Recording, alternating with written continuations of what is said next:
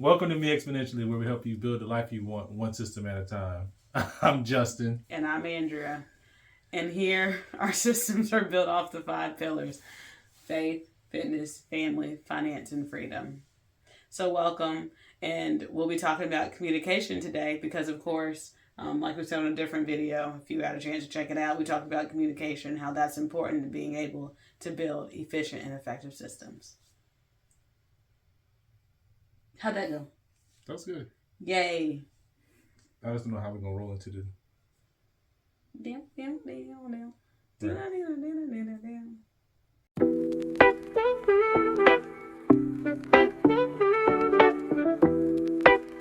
Yeah. Step right in the vibe, feels right. Faith and fitness take the spotlight. So today we have a couple questions to help with communication, how we work on communicating when it comes to building our systems or just in general communication as a couple.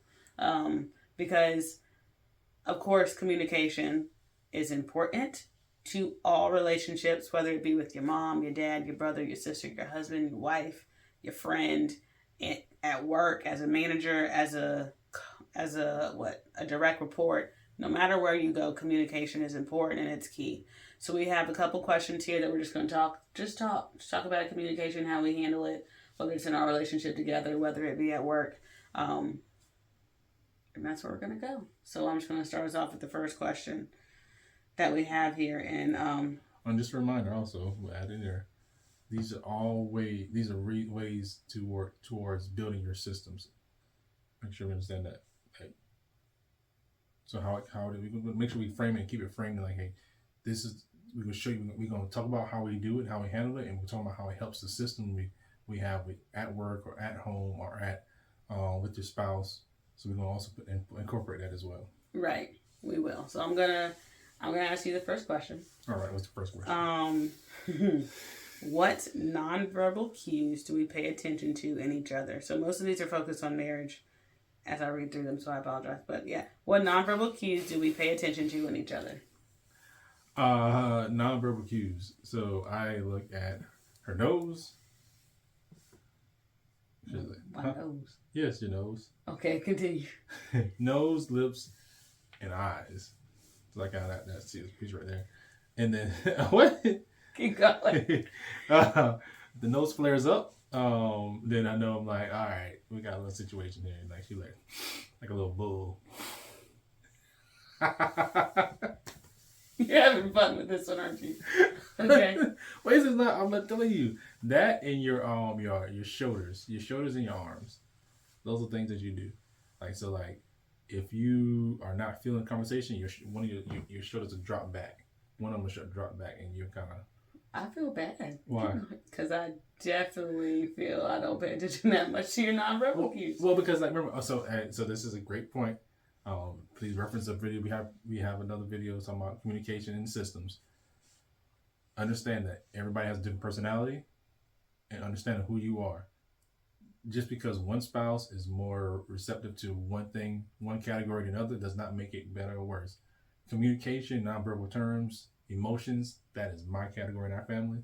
And and so I don't expect you to be as detailed as I do. Should I be though? Opposites attract. So if I'm great at this something. That was a good one. What do you mean? That was a good one. Opposites attract. That was good. That was slick. I'm just saying. We've always been this way. Okay. So there are certain things that I notice with you. So you will, when you really, you have a sign, a nonverbal sign where it's like, if a question, you'll tilt your head and you're like, huh? But when you tilt your head, it can be one of two things. You can tilt your head and I don't agree with you, or you can tilt your head and say, I'm trying to ask a question. So it should tilt your head and then your eyes will kind of tell us which question are you asking. So it's you have to. So those are nonverbal cues that I feel like I notice. So, yeah. So, okay. I know also that when we're communicating in a discussion, that I have to be very proactive in keeping my arms unfolded. Because when I am mentally, I can tell when I'm about like, okay, we're done. I cross my arms. So I have tried to put them behind my back or just put my hand in front, like grab them. Yep. See, we're on your verbal cues. Are you working with I am, because I'm also trying not to show you my verbal cues all the time. Because so I know that sometimes when I do certain things, they are triggers for Justin. And it will take him, his mood will change automatically as soon as he sees those cues or what he believes those cues happen. Even though I might be working on something, working on listening better or working on responding better or working on something internally in myself, because I know sometimes I have to fight a battle within me when he says things to not withdraw, to stay engaged. And when I'm working through that mentally, I have to watch what my movements are, because he will think that I'm going an old way when I have to tell him, like, I am literally trying to fight my old self. So I think the verbal cues I look for, the nonverbal cues I am looking for in you are like your eyes. I feel they kind of change when you are no longer listening to me, or when you just need to withdraw for a second. Like yesterday in the car on the way home. Like I knew you needed a break, but you wouldn't. I felt you didn't completely admit that you needed a break. And your face also changes on me when I have irritated you or I have done something to bother you. Your face changes. Like, I don't know what it is. It's just a change in the way you look at me. Like what? Like that, see? So, this is supposed to be child and kid friendly. I didn't say any words. You're right. Like the microphones can't pick up what you just said. True. But I never said the full Also, word. you're slouchy. Shorty. Posture. Non-verbal cues. You know, perfect example. I think she's trying to give me. Is there any other things you want to talk about for nonverbal cues? I would say, though, just look at what the nonverbal cues are for whoever you're talking to, because that changes. And right now, we are going to be focused a little bit on marriage, because our systems very much are meant to help. They can help in any relationship, but really, we've been working on our marriage systems the most. Let's see. And also I do want to bring together. So you can use these same techniques and same observations with. So her nonverbal cues have helped me. Oh, let's back it up for a second. Just a quick recap, or quick, because we have from our initial communication video. We talked about personality tests, talking about understanding where you're at in your current state. So how I use our systems that we put in place, I use this information and this data points from our conversations, from her talking to me, trusting me, and us getting in alignment. It allowed me to understand her more, so thus that I can use that information and bring it out to the world, and when I meet more people like her. So on the DISC assessment, something that we were talking about a lot, I am a DI, ID, like I'm very outgoing, but also be direct and drive. And she is a CD, where she's more, structure and still driven, but more structure. So then when I meet people who are in her lane and out there in the world, now I understand how to address them. I understand what kind of cues and stuff I may receive. So that's how we can use this application of marriage and then use it in the real world, in the outside world, because now she can understand how her eyes, people like me, who are more talkative, more expressive, she now can address them and meet them where they're at. So when you open communicate and talk to your wife and your spouse and really dig in and start and study them, and they study you, you could then use all this information. Study. Yeah, seriously, you study each other. You study each other's nonverbal cues. You study each other, and then you can use that information out there in the real world. So, like, let your house be your classroom a lot too. Learn yourself, learn your spouse, and then learn your nonverbal cues, learn her nonverbal cues, your spouse's nonverbal cues, and then you can use that information out in the world, and vice versa. Use what you learn out in the world to bring it back home, and so that's how those systems work to me. Okay. I have nothing to add. Okay. All right. Next question. Next question I got for us is, how do we handle disagreements without escalating into arguments? So I want to start this question off by giving us a definition of a disagreement and an argument. All right. So a disagreement is a state where people have different opinions, beliefs, or viewpoints about a particular topic. That's a disagreement. An argument is a verbal or written exchange where people disagree and try to persuade each other to their point of view, often using logic, reasoning, or evidence. Oh, okay. And what we call like a yelling, screaming match. What's the purpose of it? And what's the I don't know. I'm just saying, like, because I feel like there's levels to it. So, like, there's an argument. So, an argument is to try to persuade someone. A disagreement is just acknowledging that we have two different opinions. And we guess we need to throw a word out there. So here we go. So I would say that you and your friends disagree. Right. Because you will say that y'all can have conversations without butting heads. Y'all just have conversations. Y'all just talk about your opinions. Essentially, it's just discussing opinions. No, but always say we have arguments. Then by that definition, we have arguments because we try to persuade each other. So then this says also, for intensity for arguments, or for disagreements or arguments. Intensity. Disagreements can range from mild to intense, while arguments are often more intense due to the attempt to persuade. Okay. So what's the question? I want to make sure I'm wrapping this how I feel it. See it. How do we handle disagreements without escalating into arguments? So here I know what I've been working on doing. Okay.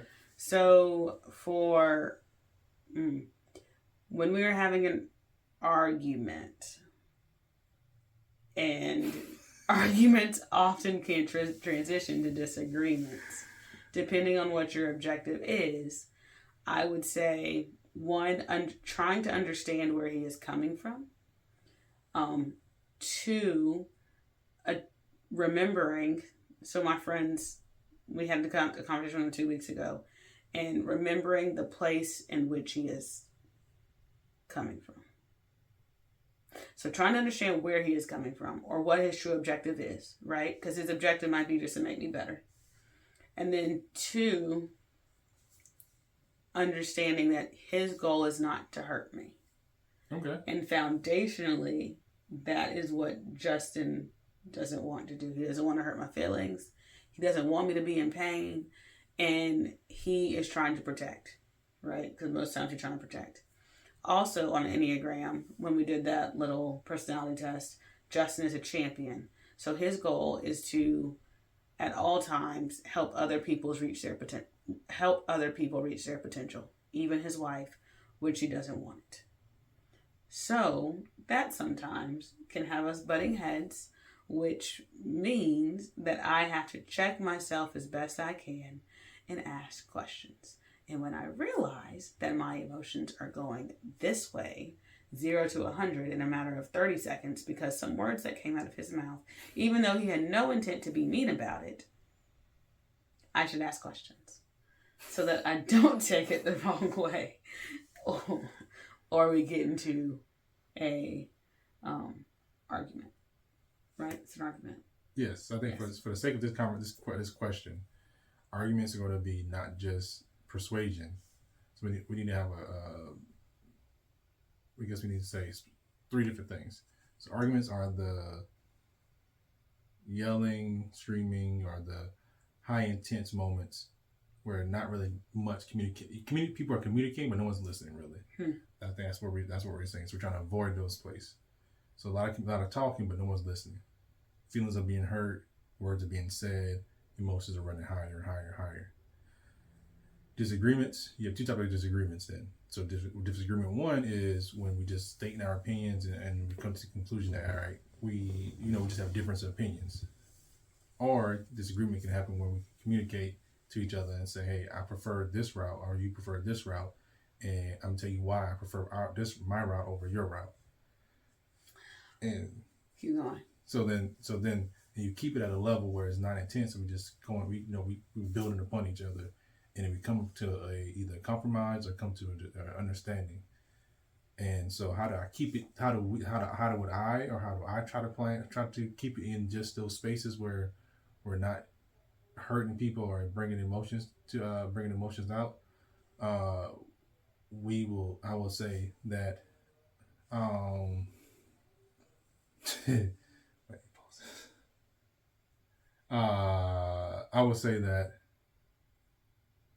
I would say that my thing was stay with asking questions. Keep questions in there, and keep asking questions, saying, hey, to make sure I understand what you're saying, make sure I am hearing what you're saying, and then also relate what you're saying, and then ask, do you understand what I'm saying? And then your spouse should respond, say, I do understand, hey, and reiterate, like, hey, I know we disagree, and I know we may disagree. I don't want this to escalate. I don't want it. And they may ask you, why are you saying that? You say, hey, I just want to keep us, I want to keep me and you on the same page. And like, you have to feel it out, because if you ask too many questions, I will say that, then you may get on the nerves. So I want to come back to the point. No one's perfect. Your spouse not perfect. You're not perfect. Your coworker's not perfect. So you want to make sure you understand. Just it's a little bit of art to it. It's not all science. A little bit of art to it. You kind of feel out your emotions, feel out where the space is at, but you want to lead with questions, and you want to say your piece, and then you want to confirm that, hey, what did you hear from my piece? Because everyone has coffee filters, so what you say in your intentions may not come across in their mind, because their coffee filter, like what I'm thinking goes through my coffee filter and I come out my mouth. But then when they hear, it goes to their coffee filter and goes into their brain. They're like, all right, this is what I heard. And what she heard and what I said can be two total different things. That's why you ask the question and say, hey, what did you hear? And I would say oftentimes, because you have said that we have to work on the three-way communication, right? So you say something to me, I say it back, and you verify that's what it was that you were trying to say. But I will say it in my own words back to you to make sure we're on one accord. Mm-hmm. I will also say something that we have been trying to work on to avoid escalation of our conversations. Well, one is it really important? So, right. Does it really matter that much to the other person? Because once you feel it escalating, sometimes... Yeah, that's a good point. Sometimes you don't even care. Right. Like, I don't care enough. Like, this is something that you make a decision on, because I don't have a big enough opinion on it, or knowledgeable, or and it's okay to say I don't know enough, or know that I want to know enough. And spouses, please receive that. Just receive that, like, hey, I trust you enough to make this decision, and I don't have an opinion against it or for it. And I'm just trusting you. Right. And so, like, just understanding, because sometimes realizing that the true issue may not even be what you're discussing. So if you can know where you're truly, what is the real problem that you're trying to solve, and do you care enough to actually say, like, the dishes, do you really care how the dishes are loaded in the dishwasher? Because if you don't, then why are we arguing about it? Very specific example. I wonder why she had that example. The next thing I would say is, though, also, like, hopefully, this goes back to the trust that we talked about, like the clarity, trust, and alignment, is you have enough trust in your spouse that they're being honest with you. Because a lot of times I try to assume what you're trying to tell me, right? And you're like, Andrea, I'm telling you I'm okay, so why are you trying to assume that I'm not okay when I told you I'm okay? And I'm not saying I work for everybody, but for us at least, trusting when you tell me you're okay, that you're okay. Yes.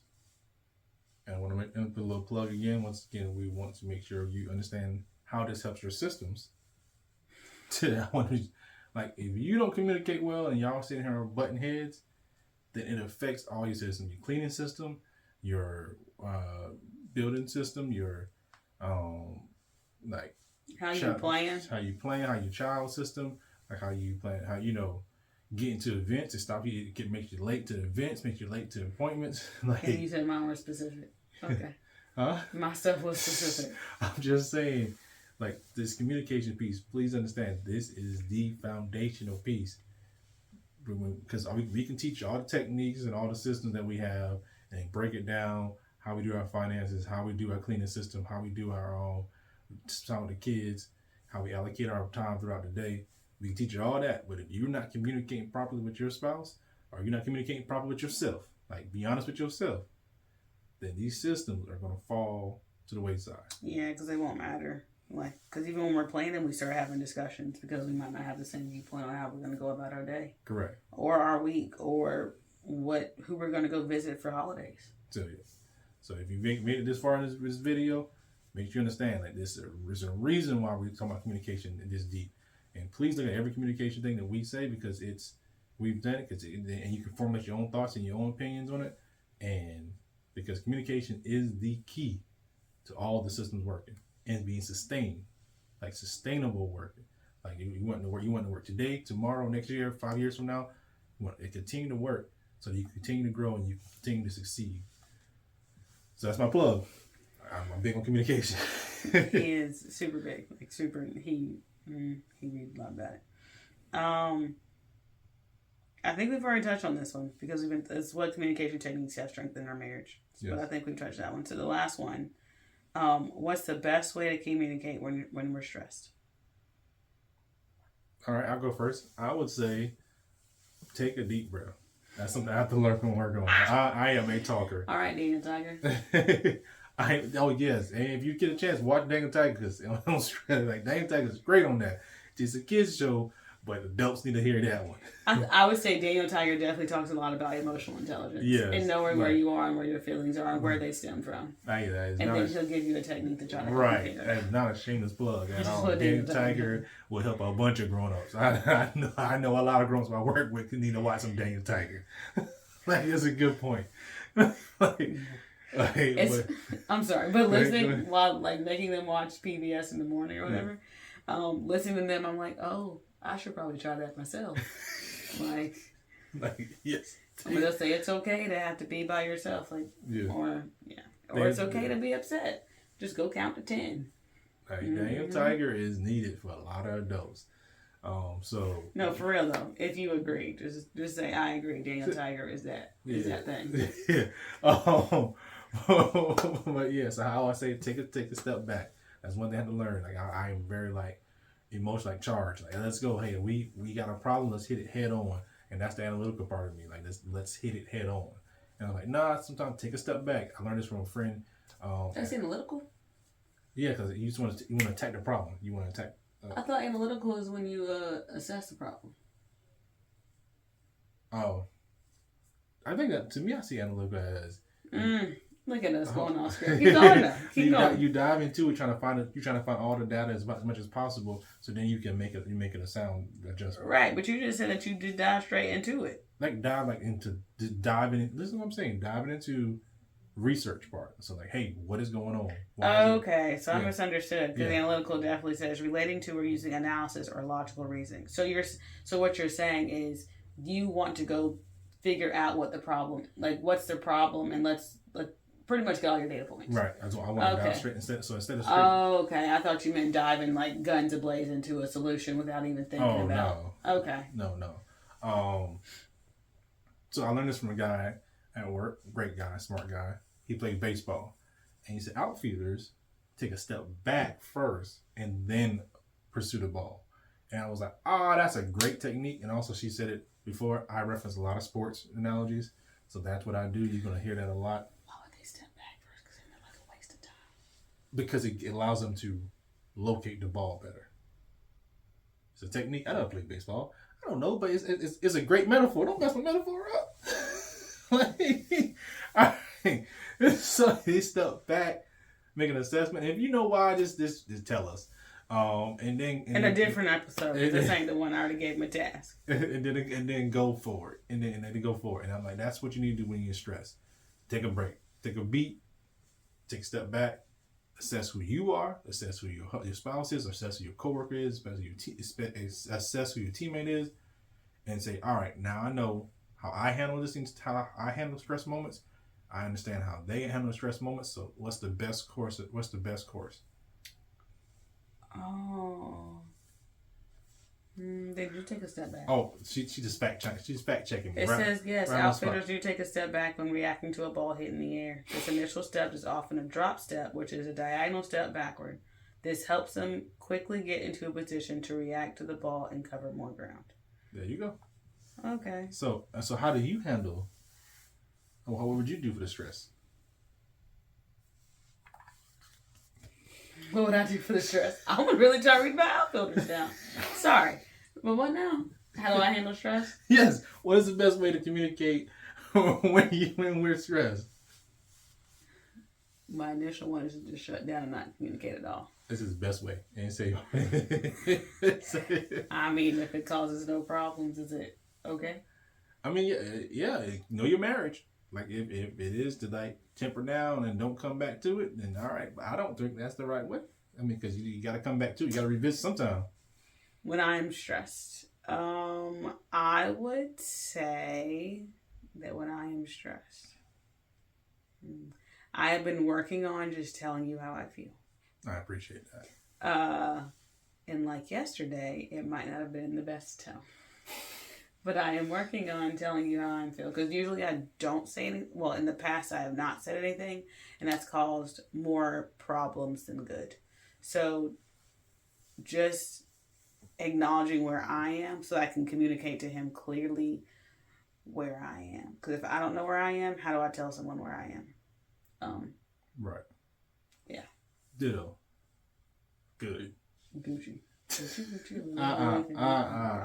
We're not doing that. Not promoting that. We're not, but I sad to say it. I don't know what it's talking about. So I want to thank you for sticking with us through this one. As you can see, we're raw. Like I said, we could keep it raw. I'm gonna stop making that disclaimer. That's who we are. This is who we are. This is our personality. It's not necessary. You're right. So unnecessary. Please continue. I say this. I want to keep saying this. Take what you can take out of it. Yes, we joke around. We cut up. We want to have fun. Cut up food. Take what you can take out of this. Like take 1 or 2. Don't take 3. Take 1 or 2 points from this day and start applying it to your life. Start looking at how you can put it into your relationships that you have. And like prepare yourself. If you're not married yet, start preparing yourself for that. Preparing yourself for those communications. Use these techniques inside your job, inside your family, inside your church, your whatever you go to, your synagogue, your mosque, whatever. Like start using these techniques to help you communicate better, help you communicate effectively, and implement them inside your systems that you have daily. So I'm just going to say, there's one thing that Justin told me. It was a sports metaphor. And it was, we go to practice to get better. But you also have to practice outside of practice so that you can be the best that you can be. So you think about all the greats. They don't just show up when coach says to show up. Right? They show up outside on the off seasons and they're prepping their bodies. They're prepping whatever they got to prep so they'll be good to go during game time. So just thinking about that, and even during the season, they might stay, depending on when it is in the season, they stay to get extra reps to get them better. So just think of it that way. That all this stuff, all these techniques that we're giving you that we talked about today, whatever you decide to work on, like what can you do when you're not? Because when you're in that argument or when you're in the disagreement, that's not the time to be trying to figure out how you're going to handle it, right? Because by then it might be too late. That's when it might escalate unnecessarily. That's when you already have your problems. That's not the time to be trying to figure out emotionally where you are. You should already have done those assessments. So there's work to do outside of practice so that you were prepared on these. Like, there's no moment at all. There's some miniature moment that's not that serious. But when you have those real serious big discussions, you've already had so many reps in that it's like, oh, nope, I know what I got to do in this situation. I know those nonverbal cues that I have to look for. I know how I have to talk about it. I know what Daniel Tiger technique that I'm about to use. Like, you already know those things because you've been getting the reps in repeatedly and thinking about it, and you already practiced for it. Yes. So continue putting the work in, continue practicing, continue adding to your system, adding communication to all your systems, and getting better at it. Because I love the saying, we go wrap it every time we say that people don't rise to their goals, they fall to their systems. So, yes. So with that, as usual, if you like what you got, if you want to hear more of it, and or if there's any topics that you want us to discuss here, please put a comment down. Also, whatever platform that you're on, because right now, it's YouTube, so like and subscribe, of course. But as we continue to grow, we might add a little bit of audio only, so you might see us in other platforms for this podcast. So just thanks for joining us, and as always, see you on the next one. Bye. Peace.